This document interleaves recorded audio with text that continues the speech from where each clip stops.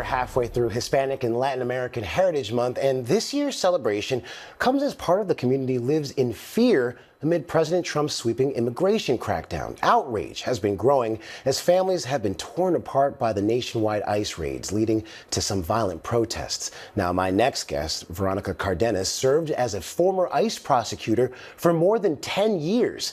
Now, as the daughter of two South American immigrants, her father came legally from Peru, while her mother illegally crossed the border from Colombia. She now no longer works for ICE, but instead founded her organization, Humanigration, one that empowers non-citizens and the attorneys who advocate for them through education and support.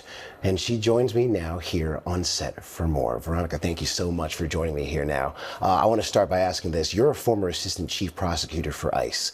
What is your reaction to what we've been seeing on the streets throughout America right now? Is this the way the agency was supposed to work? This is not the way the agency is supposed to work. And when I started in 2010 under the Obama administration, there was measured discretion. It was not children, criminals. It was felons, not families. And being in that type of environment where there was discretion to go after the bad guys and not to enforce immigration laws with the full force against children, against families, against people who are showing up to their courts, trying to do the right things. The way that this administration has turned immigration on its head has been very devastating, very confusing, and it really has taken a toll. And, you know, we heard the Trump administration say that they're going to go after the worst of the worst, but we're seeing American citizens be detained right now. How is this happening? Right, and that is the storyline that they keep feeding. And until Americans understand and realize that this is not true, right? Like, we know the truth. We do know the truth. If we stop and listen and see what's going on, we can see right through this rhetoric. And there came a time at some point where I also had this turning point, because I do believe we are a nation of laws. But we are a nation of laws, and there is innocent until proven guilty. Due process is important. And when we ignore our own laws to justify inhumane treatment of others, that is when we fall apart, like we're seeing now. Veronica, I want to ask you this. What does a humane and effective system actually look like?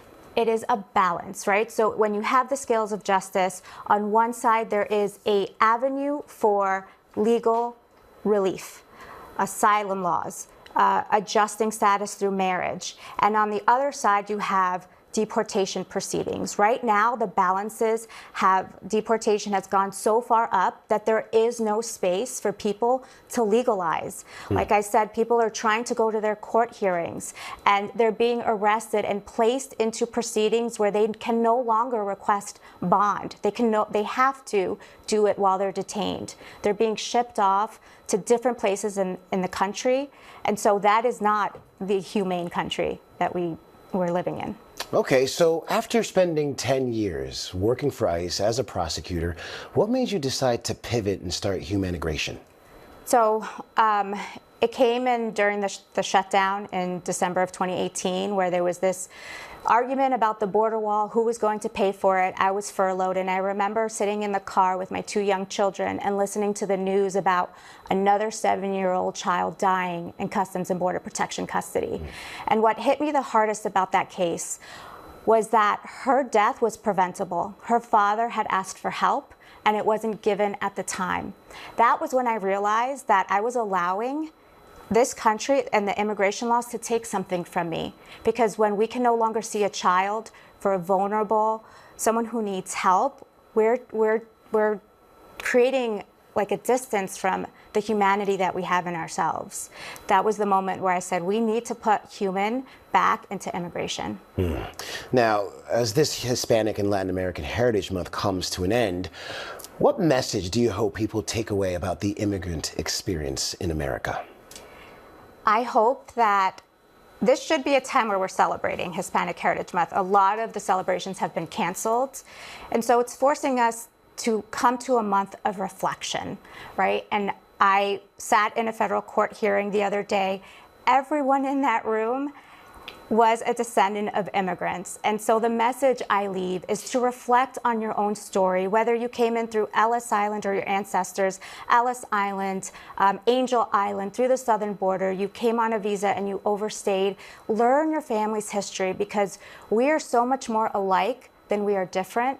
And once we realize the power that we have together as a country, this inhumane treatment of others will stop. Veronica Cardenas, thank you for that.